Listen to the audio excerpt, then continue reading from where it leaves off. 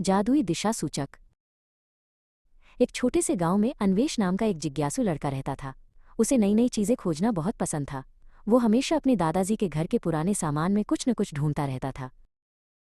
एक दिन उसे एक पुरानी धूल भरी पेटी मिली। पेटी के अंदर उसे एक अजीब सा दिशा सूचक मिला। उसका रंग सुनहरा था और वो बहुत पुराना लग रहा था। अन्वेष ने दिशा सूचक को अपनी हथेली पर रखा। उसने देखा कि उसकी सुई उत्तर दिशा में नहीं घूम रही थी, बल्कि वो एक ही जगह पर गोल गोल घूमकर रुक गई और एक ही दिशा में इशारा करने लगी। अन्वेष ने फैसला किया कि वो दिशा सूचक का पीछा करेगा। वो गांव की गलियों से होते हुए एक पुराने घर के पास पहुंचा। घर के बाहर उसने एक बूढ़ी दादी माँ को उदास बैठे देखा। अन्वेष ने दादी माँ से पूछा, दादी माँ, आप इतनी उदास क्यों हैं? दादी माँ ने आ भरते हुए कहा, बेटा, मेरी बुनाई की सुई खो गई है। वो मेरी माँ की निशानी थी और मुझे अपने पोते के लिए कंबल पूरा करना है।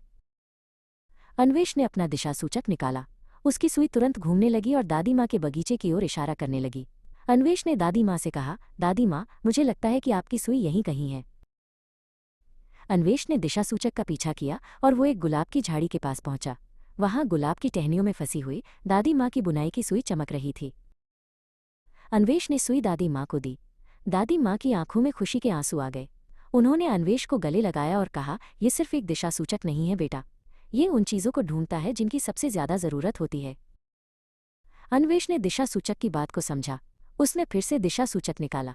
इस बार वो उसे गांव के मैदान में ले गया, जहां एक छोटा लड़का उदास बैठा था क्योंकि उसके पास खेलने के लिए कोई नहीं था। अन्वेष ने उसके साथ खेलना शुरू कर दिया।